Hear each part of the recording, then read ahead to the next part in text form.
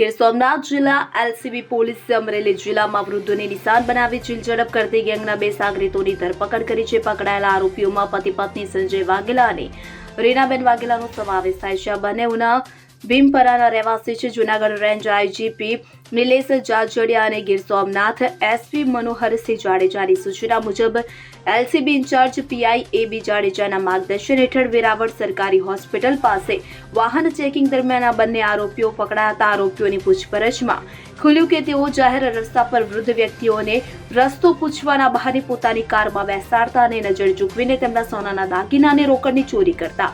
3 દિવસ પહેલા અમરેલી જિલ્લામાં અલગ અલગ જગ્યાએથી વૃદ્ધ મહિલાઓ પાસેથી ચેન અને વૃદ્ધ પુરુષોના શર્ટના સોનાના બટન તથા રોકડની ચોરી કરી હતી. પોલીસે આરોપીઓ પાસેથી ₹1,07,070 ની કિંમતનો સોનાની ચેન, 2 ફોર-વ્હીલ કાર કિંમત 1 લાખ અને ₹500 નો મોબાઈલ ફોન મળી કુલ ₹2,07,570 નો મુદ્દામાલ જપ્ત કર્યો છે. ત્યારે આ કેસમાં ખાંભા અને સાવરકુંડલા રૂરલ પોલીસ સ્ટેશનમાં નોંધાયેલા ગુના ડિટેક્ટ થયા છે.